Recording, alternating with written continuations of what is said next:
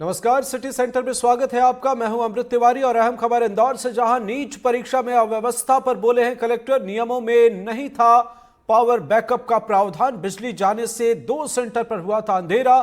आगामी परीक्षा में पावर बैकअप का रखेंगे प्रावधान। अंधेरे में छात्रों ने दी नीट यूजी की प्रवेश परीक्षा। तो यह खास खबर जिस पर कलेक्टर का बयान सामने आया है। अंधेरे में छात्रों को नीट यूजी की प्रवेश परीक्षा देनी पड़ी थी। इंदौर से यह खबर हम आपको बता रहे हैं। नीट परीक्षा में अव्यवस्था पर कलेक्टर का बयान सामने आया। उन्होंने कहा है कि नियमों में पावर बैकअप का प्रावधान नहीं था। इसके साथ ही वे कह रहे हैं कि आगे से पावर बैकअप का प्रावधान किया जाएगा। बहरहाल इस परीक्षा में छात्रों को जो परेशानी हुई है वो छात्रों के सामने है। अब देखना होगा उस मामले पर क्या कुछ चीजें निकलकर सामने आती है। बहरहाल कलेक्टर का बयान सामने आया है कि अगली बार से हम पावर बैकअप का प्रावधान रखेंगे। पर इस परीक्षा की अगर हम बात करें तो पावर बैकअप न होने की वजह से छात्रों को अंधेरे में परीक्षा देनी पड़ी थी, जिस वजह से कुछ छात्रों के सामने परेशानी भी सामने आई है। इंदौर की तस्वीरें हम आपको दिखा रहे हैं। नीट यूजी प्रवेश परीक्षा में बिजली जाने की वजह से अंधेरा हो गया और प्रबंधन की तरफ से, प्रशासन की तरफ से यहां पावर बैकअप के इंतजाम नहीं थे। उसी मामले पर जिलाधिकारी ने बयान दिया है कि अगले बार से हम पावर बैकअप का प्रावधान करेंगे। इस परीक्षा में प्रावधान नहीं था। व्यवस्थाएं तो और कोई भी नहीं थी, बाकी सारी व्यवस्थाएं हमारी तरफ से बहुत अच्छे तरीके से की गई थी।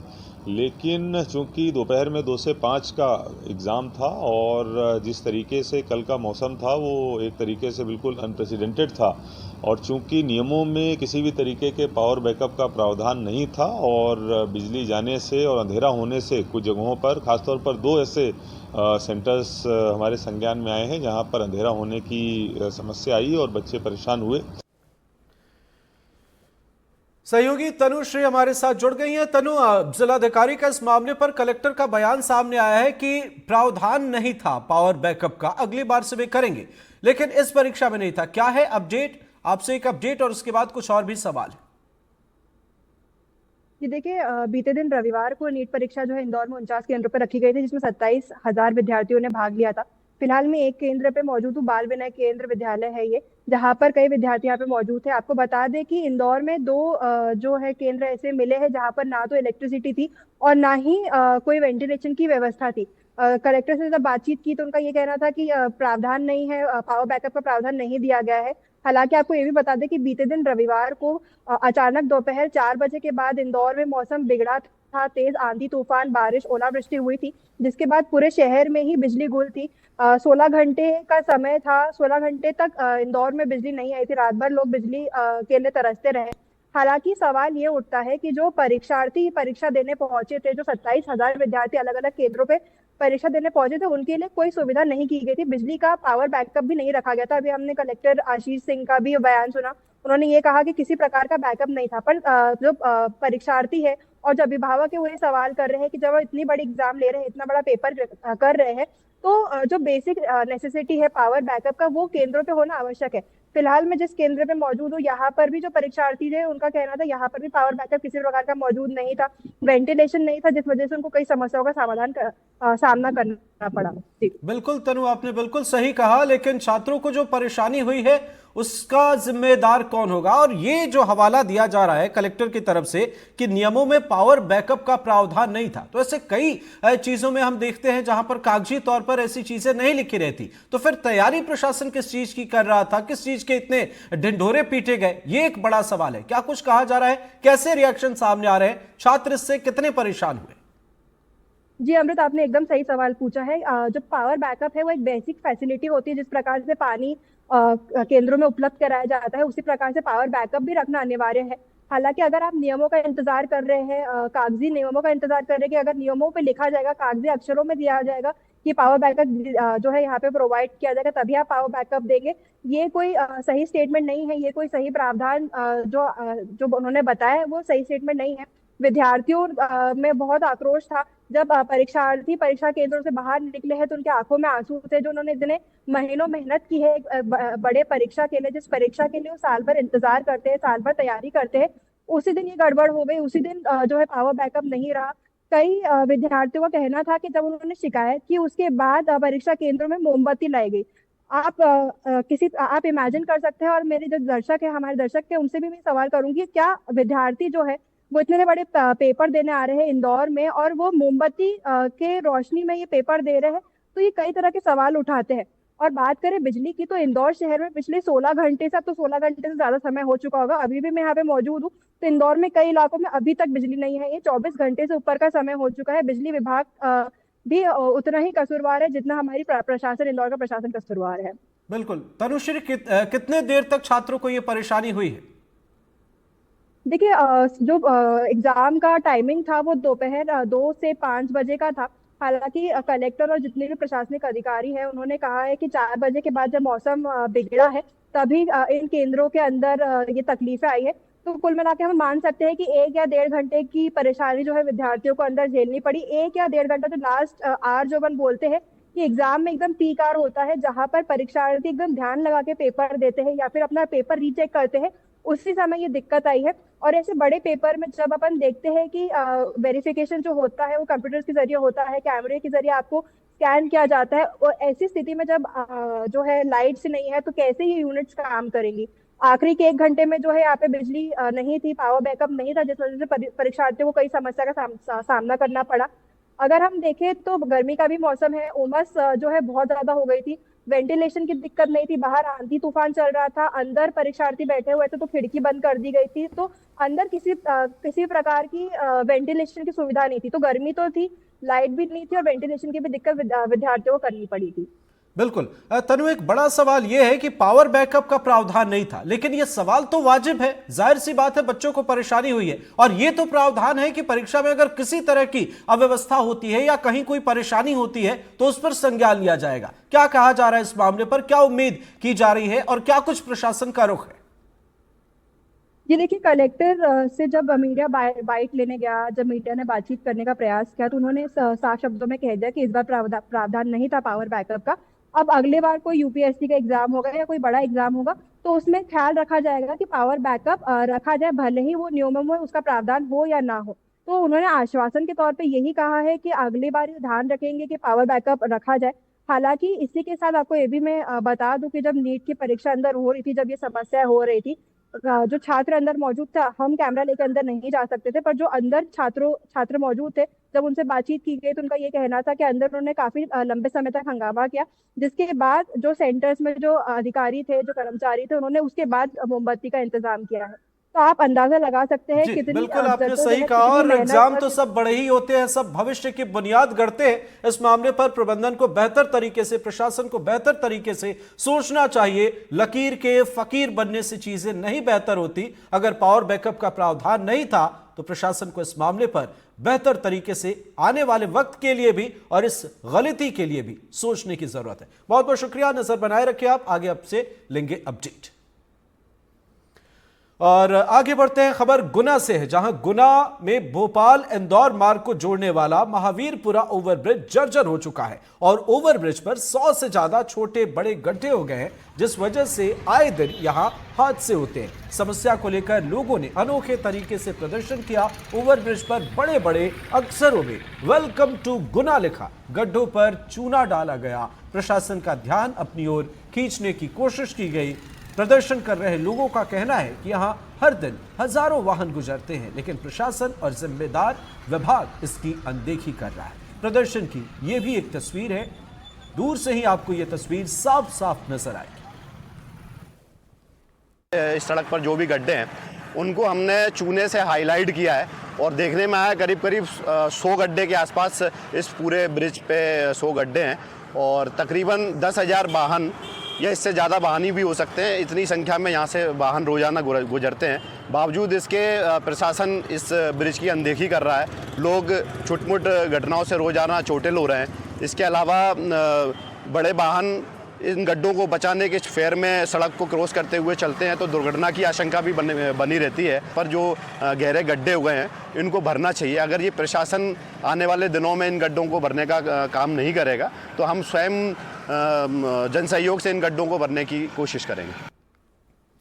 जबलपुर के भारतीय सूचना प्रौद्योगिकी डिजाइन और विनिर्माण संस्थान यानी IIITDM से हैरान करने वाला मामला सामने आया है, जहां बीटेक की सेकेंड ईयर की एक छात्रा पर साथी छात्राओं का अश्लील वीडियो बनाने का आरोप लगा है। मामले की शिकायत के बाद पुलिस ने आरोपी छात्रा को हिरासत में लिया है। पुलिस के मुताबिक आरोपी छात्रा लगातार 2 साल से साथी छात्राओं के अश्लील वीडियो बना रही थी। इतना ही नहीं, छात्रा सभी अश्लील वीडियो दिल्ली में अपने दोस्त को भेजती थी। वही कॉलेज की छात्राओं ने बताया कि रविवार को इस पूरे मामले का पता चला था, जिसके बाद तुरंत कॉलेज प्रबंधन को इसकी सूचना दी गई, जिस पर जांच करने के बाद एक्शन लिया गया। देखिए, मामला ऐसा हुआ है कि कल एक लड़की पकड़ी गई है हमारे गर्ल्स हॉस्टल के वॉशरूम में। वो किसी का वीडियो रिकॉर्ड कर रही थी। थैंकफुली जो विक्टिम है उसने देख लिया कि कोई एक फ़ोन है, वो वॉशरूम के स्टॉल के ऊपर से नल पे चढ़ के रिकॉर्ड कर रही थी। विक्टिम ने देखा, उन्होंने इमीडिएटली केयरटेकर को इन्फॉर्म किया, फिर पूरा इन्वेस्टिगेशन हुआ है। स्टूडेंट बॉडी ने इन्वेस्टिगेट किया है, सबका फ़ोन चेक हुआ है। जो कल्प्रिट है वो मिल गई है। अभी हम लोग उसका ऑफिशियल कंप्लेन करने के लिए आए थे इधर दुमना पुलिस स्टेशन में, बट यहाँ पे पुलिस ने हमें बताया कि यहाँ पे FIR लॉन्च नहीं होता है। FIR लॉन्च होगा खमरिया पुलिस स्टेशन में। एंड जो विक्टिम है उनसे स्टेटमेंट लेगी, जो परपरेटर है उसको भी कस्टडी में लिया जाएगा। उसके जो डिवाइस था जिससे वो वीडियो बना रही थी वो हमारे कॉलेज के पास है एंड अभी कॉलेज के कस्टडी में ही है वो लड़की। अभी उसके ऊपर कोई पुलिस का एक्शन नहीं हुआ है। तो कल हमारे सामने आई है, तो ये बच्ची करती है और जिसको पकड़ा गया है, मतलब वो जो लड़की ने बोला है उसको बाई चांस कल देखा गया है। तो वो ऐसे नहाने गई थी अंदर और इसका हाथ ऊपर से दिखा है उसको, और उसने देख लिया कि वो सडनली वीडियो रिकॉर्ड कर रही है चढ़ के। तो वो एकदम से डर गई थी, तो वो आके सबको बताई, फिर वो पकड़ी गई और उसके बाद हमें उसका पता नहीं है, शायद वो अभी कॉलेज की कस्टडी में है। और ये भी वो 4 बजे के करीब शाम के एक्सेप्ट करिए कि हाँ मैं ये चीज़ें करती थी। तो हमें पता नहीं कितनी वीडियोज़ है, क्या है, वो हमें कुछ भी नहीं पता। रिसेंटली 5-6 हैं, कुछ भी है वो डिलीट कर ली है, वो भी हमारे पास कुछ भी प्रूफ नहीं है। तो हमें ये बोलना है कि अगर उसने एक्सेप्ट किया है कि हम करते हैं, तो हमारी कॉलेज में हमारे ही बच्चे ऐसे वीडियोस बना रहे गर्ल्स हॉस्टल में गर्ल्स करके, तो इसमें हमारी सेफ्टी कहाँ पे है। तो मेरा यही कंसर्न है कि हम अपने ही हॉस्टल में अगर नहाने में हमारी सेफ्टी नहीं है तो हम कहाँ जाएं। थाना खमरिया स्थित IIITDM कॉलेज के कुछ छात्र छात्राएं आज डुमना चौकी आए थे। उनने ये शिकायत की कि सेकेंड ईयर की एक छात्रा जो है वो अपने ही सहपाठी रूम पार्टनर की बाथरूम में वीडियो बनाते पकड़ी गई है। इस सूचना को संज्ञान में ले लिया गया है और इसमें तत्काल थाना प्रभारी खमरिया और चौकी प्रभारी डुमना मौके पर पहुंचे हैं। इसमें जो संबंधित छात्रा है उसको हिरासत में लेकर पूछताछ की जा रही है, आवश्यक साक्ष्य जुटाए जा रहे हैं और इसमें पूरे डिजिटल साक्ष्य एकत्रित किए जा रहे हैं और जो भी इसमें कानूनी त्रुटि पाई जाएगी तत्काल इसमें FIR दर्ज कर वैधानिक निराकरण किया जाएगा। रानी दुर्गावती विश्वविद्यालय में रानी दुर्गावती पर पूछे गए सवाल ने विवाद खड़ा कर दिया है। रानी दुर्गावती पर पूछे गए सवाल को लेकर ABVP और NSUI ने विश्वविद्यालय में प्रदर्शन किया। इतिहास प्रेमियों और सामाजिक संगठनों ने इसे वीरांगना रानी दुर्गावती के बलिदान का अपमान बताया है। वहीं विश्वविद्यालय के कुल गुरु ने इस गलती को गंभीर मानते हुए जांच की बात कही है। दरअसल 3 मई को हुए पेपर के प्रश्न संख्या 42 में पूछा गया था कि रानी दुर्गावती का मकबरा कहां स्थित है, जिसे लेकर अब विवाद हो रहा है। जबलपुर और उसके आसपास के कई जिले गोंडवाना साम्राज्य के अंतर्गत आते थे। इसकी रानी दुर्गावती के नाम पर जबलपुर में एक विश्वविद्यालय है जो हमेशा सुर्खियों में बना रहता है। इस रानी दुर्गावती विश्वविद्यालय ने एक बार फिर एक नया कारनामा कर दिया। BSc द्वितीय वर्ष के जो फाउंडेशन कोर्स हैं उसके एग्ज़ाम में एक प्रश्न पूछा गया कि रानी दुर्गावती का मकबरा कहाँ है, जबकि रानी दुर्गावती की समाधि जबलपुर के नर्रई नाले के पास है। इस तरह इतिहासविदों का और जबलपुर के नागरिकों का कहना है कि रानी दुर्गावती विश्वविद्यालय ने यह गलती या तो जानबूझ के की है या फिर अगर अज्ञानता से हुई है तो इसकी सज़ा मिलनी चाहिए।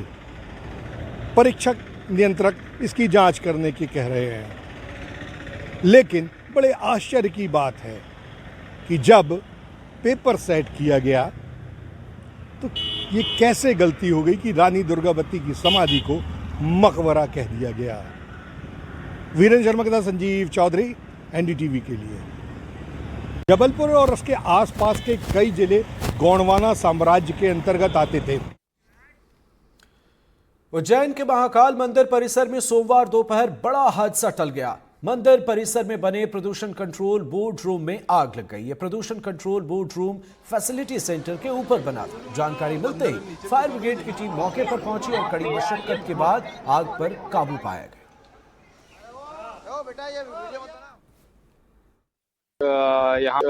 यहाँ पर कंट्रोल रूम की जो छत है उसके ऊपर पोल्यूशन कंट्रोल बोर्ड की जो एयर क्वालिटी मैनेजमेंट सिस्टम होता है उसकी बैटरीज के अंदर आग लगने की सूचना प्राप्त हुई थी। आग पर तत्काल काबू पा लिया गया है। बहुत ही क्विक रिस्पांस फायर ब्रिगेड का भी रहा और आग पर तुरंत काबू पा लिया गया। किसी भी प्रकार की किसी हानि की कोई सूचना नहीं है। मात्र जिन बैटरीज में आग लगी थी केवल वही बैटरीज ही खराब थी। सुकमा वन विभाग ने तेंदुपत्ता बोनस राशि घोटाले में बड़ी कार्रवाई की है। तेंदुपत्ता घोटाले में बोनस राशि में 5 करोड़ 73 लाख रुपए की गड़बड़ी सामने आई है, जिसमें जांच में फर्जी भुगतान की पुष्टि के बाद कलेक्टर ने तत्कालीन डीएफओ अशोक पटेल को सस्पेंड कर दिया है। वन विभाग ने 11 प्रबंधकों को कार्य से अलग करके समिति को भंग कर दिया है।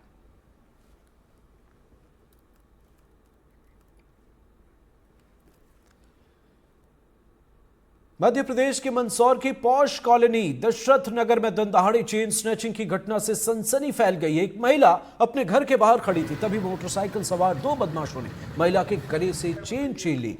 जानकारी के मुताबिक चेन की कीमत करीब 1.5 लाख रुपए बताई जा रही। घटना की सूचना मिलते ही कोतवाली पुलिस की टीम और एडिशनल एसपी गौतम सिंह मौके पर पहुंचे। अब इलाके के सीसीटीवी फुटेज खंगाले जा रहे हैं। पुलिस दावा कर रही है कि फुटेज के आधार पर जल्द ही बदमाशों को पकड़ लिया जाएगा। कोतवाली के दशरथ नगर की घटना है। यहाँ पर एक चेन स्नैचिंग की एक वारदात हुई है। इसमें हमारी टीमें लगी हुई है और पूरे इस एरिया में जहाँ सीसीटीवी है उनके फुटेज कलेक्ट करके इनके रूट ट्रैक किए जा रहे हैं और उसके पश्चात इसको जल्द से जल्द ट्रेस करेंगे। हाँ, सभी यहाँ पे पूरा, चूँकि काफ़ी घनी बस्ती और बढ़िया कॉलोनी है, ये सबसे अच्छी पॉश कॉलोनी है, तो कम से कम यहाँ के जितने नागरिक हैं जो लगवा सकते हैं कैमरा, तो उनसे यही अपील है हमारी कि सभी इसमें कैमरा लगाए ताकि इसमें अपराध को ट्रेस करने में आसानी हो। क्या नाम आपका? विभाजन। किस प्रकार से घटना हुई है? आप कहाँ खड़े थे? बस मैं घर के बाहर ही थी, सामने वाले घर के वहाँ पिलर के वहाँ मैं खड़ी थी। एक लेडीज से बात कर रही थी और पीछे से बाइक वाला आया और पीछे से खींच के और मेरे एकदम निकल गया। समझ 2 जने थे। नकाबपोश थे? नहीं, नकाबपोश नहीं थे। पीछे वाले ने मोबाइल पे ऐसे रखा था कान के वहाँ और सीधे चेन खींची और सीधे उधर की तरफ निकल गए। कहाँ चोट आई आपको? कहाँ गिर गई? गर्दन पे आई, एकदम खींच के निकल गया वो। कितने तोले की चेन थी? 1 तोले। 1.5 तोले की थी। बड़वानी राजपुर के 3 गांव के 18 लोगों को जंगली जानवर ने काट लिया। सामुदायिक स्वास्थ्य केंद्र में 18 लोगों को भर्ती किया गया है, जबकि 2 लोगों को जिला अस्पताल रेफर किया गया है। पहले भी सिंधवा विकास खंड में एक भालू के द्वारा रात में सो रहे ग्रामीण पर हमला किया गया था। हालांकि अभी जितने घायल आए हैं उन्हें रेबीज सहित अन्य ट्रीटमेंट दिया जा रहा है। जनपद सदस्य ने कहा है कि वन विभाग को सूचना दी गई है, लेकिन वन विभाग सतर्कता से कार्रवाई नहीं करता है। रात्रि में सोए हुए थे तो लगभग 1 बजे के आसपास में कुत्ते जैसा जानवर, जिसको भेड़िया बोलते हैं, गांव की भाषा में लेंडिया भी बोलते हैं, वो सोए हुए पे हमला किया और पाँव के पंजे पे उन्होंने वार किया। जैसे मतलब वो पाँव को पकड़ा, उस हिसाब से मेरी नींद खुली और फर्श में वो झटका मारा तो वो थोड़ा बाहर साइड खड़ा हो गया, दूर मतलब थोड़ा हटके। उसके बाद फिर उसको भगाया। जानवर काटे खाया? कौन सा जानवर? पहचान में नहीं आया। कब की बात है? 4:30 बजे का। क्या कहाँ पर काटा है? ये घर सोला होता। काट के वक्त गया? हाँ, इनको जानवर ने पकड़ लिया। कहाँ पर? निम्बई। कितनी बजे घटना है ये सुबह से 5 के बाद क्या? कितने लोगों को घायल किया? ये 10-12 है। बाकी के घायल कहाँ हैं? अपने राजपुर। फॉरेस्ट के विभाग के कोई लोग आए हैं यहाँ पे? अधिकारी लोग आए हैं? नहीं आए सर। कोई नहीं आया। ये पेशेंट को किसी जानवर ने काटा है बोल रहे हैं, हमला किया किसी तरीके का। चेहरे के बहुत सारे त्वचा को लगभग इंजर्ड कर दिया है और अभी रिपेयर करेंगे इसको। सर्जरी की नौबत है? सर्जरी करना पड़ेगी इसको डेफिनेटली। मरीज की कंडीशन कैसी है? अभी ठीक है, स्टेबल है, बाकी अभी टाँके वगैरह लगाएंगे। मेरे क्षेत्र लिम्बई नरावला और ऊंची के क्षेत्र में एक अज्ञात जानवर लगातार लोगों पे हमला कर रहा है, उनको घायल कर रहा है और जान माल की उनको हानि होने की संभावना। अज्ञात जानवर है, वो पगला गया है। जो भी है, फॉरेस्ट विभाग को पूर्व में मेरे द्वारा सूचना दी गई थी। वो जो जानवर है पूर्व में भी हमारे जानवरों को निशाना बनाता था, पर अब चूंकि वो गांव कस्बे में आने लग गया है और सोए हुए बालक बच्चियों और माता बहनों पे हमला कर रहा है और घायल कर रहा है। मैं आपके माध्यम से मैं प्रशासन और फॉरेस्ट विभाग और कलेक्टर महोदया को अवगत कराना चाहता हूं कि गंभीर विषय है, इसको संज्ञान ले। तहसील के 2 से 3 गांव में लिंबई, संगाव और साकर में लगभग 18 लोग को अज्ञात जानवर ने रात में काटा है, जिसको लेकर हॉस्पिटल में आए थे, परंतु उनको इलाज करवाकर इलाज किया गया है। लगभग संख्या 18 है। मतलब जैसे हमला उसके बाद आप नजर आ रहे हो, फॉरेस्ट को नजर नहीं आ रहा? फॉरेस्ट वालों को भी सूचना दे दी गई, गाँव वासियों द्वारा भी सूचना दी गई थी, वो स्थानीय जनप्रतिनिधियों द्वारा भी सूचना दी गई है और वो भी उपस्थित यहाँ पे आने वाले हैं। जबलपुर वेयरहाउस में बड़ा हादसा हो गया, जहां वेयरहाउस में गेहूं का स्टॉक रखते हुए 2 मजदूर दब गए, जिनमें से एक की मौत हो गई और एक गंभीर रूप से घायल है। मजदूर को पाटन अस्पताल में इलाज के लिए ले जाया गया है। पाटन पुलिस मौके पर पहुंची है। पुलिस मामले की जांच में जुटी है। सर जी, हम लोग को लादने के लिए ले गए थे। हाँ। तो 2 ट्रैक्टर लादे, एक में लादी 175 कट्टी, एक में 150 कट्टी। हाँ। और तीसरी गाड़ी आई, उसमें 50 कट्टी करीब लाद दी थी। रात्रि वाले में बट्टू ने पूरी गाड़ी पलटाई थी, तो स्ट्रेक पलटाया था। हाँ। और दूसरे फिर बबलू आए तो और पलटाने लगे और अचानक स्ट्रेक कर गया। कितने लोग दब गए? उसमें 2 लोग दबे थे सर। बबलू चौधरी दबा था और गोटा चक्रवर्ती। मध्य प्रदेश में पराली जलाने के मामले में श्योपुर पहले नंबर पर है। सरकार के किसानों को पराली न जलाने के आदेश के बाद भी किसान पराली जला रहे हैं। प्रशासन ने अब पराली जलाने वाले किसानों पर सख्ती शुरू कर दी है। कलेक्टर के आदेश के बाद जिला प्रशासन के अधिकारियों की टीम गांव-गांव पहुंच रही है। किसानों को पराली जलाने से होने वाले नुकसान को लेकर समझाया जा रहा है। इस दौरान पराली जलाने वाले किसानों पर जुर्माना लगाया जा रहा है। अभी तक पराली जलाने वाले जिले के 300 किसानों पर करीब 5 लाख का जुर्माना लगाने की बड़ी कार्रवाई की गई। हम इस तरह की इंडस्ट्री सेटअप कर सकें जो पराली से पैलेट्स और ब्रिक्स बनाते हैं, जो एनटीपीसी या जो भी कोल बर्निंग वाले वो जो बिजली उत्पादक यूनिट्स होते हैं उनमें इनका प्रयोग किया जाता है। गवर्नमेंट की ऐसी गाइडलाइंस है कि इनका प्रयोग भी अनिवार्य है उसमें। तो इस तरह की यदि इंडस्ट्री लगेगी तो जो लोग पराली जलाते हैं वो ना जलाते हुए उनको अपना पराली एज अ प्रोडक्ट सेल कर सकेंगे, तो इससे एक अच्छी इंडस्ट्री भी डेवलप होगी। अभी हम लोगों ने एमपी में कटनी ज़िले में इस तरह के जो उद्योग हैं उनको यहाँ बुला के उनसे संपर्क भी किया था और हमारा प्रयास है कि उनका उद्योग यदि लगे तो ये भी इस दिशा में एक अच्छा कदम होगा। बाकी समझाइश तो लगातार जारी है कि पराली ना जलाएं। महासमुंद में कई गांवों में बिजली कटौती हो रही है। घोषित बिजली कटौती से गांववासी परेशान हैं। लगातार हो रही कटौती से लो वोल्टेज की समस्या बढ़ गई है। इसे लेकर 5 से 6 गांवों के लोगों ने विद्युत विभाग के दफ्तर का घेराव किया। लोगों की समस्या को देखते हुए विद्युत विभाग ने समस्या के समाधान का आश्वासन दिया है।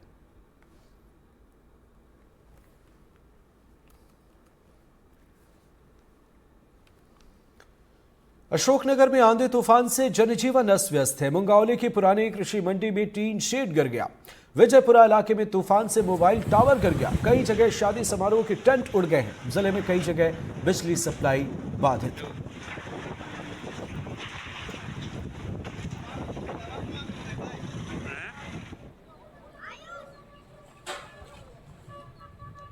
विदिशा में भी मौसम ने एक बार फिर करवट ली है। बदलाव देखने को मिला है। तेज हवाओं के साथ जोरदार बारिश और ओलावृष्टि से जनजीवन प्रभावित हुआ। जोरदार बारिश से कई इलाकों में जलभराव हो गया है। कई इलाकों में यातायात भी प्रभावित हुए हैं। लोग जाम में फंसे नजर आए।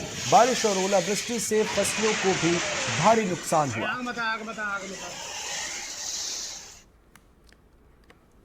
और इसी के साथ इस बुलेटिन में फिलहाल इतना ही। नमस्कार।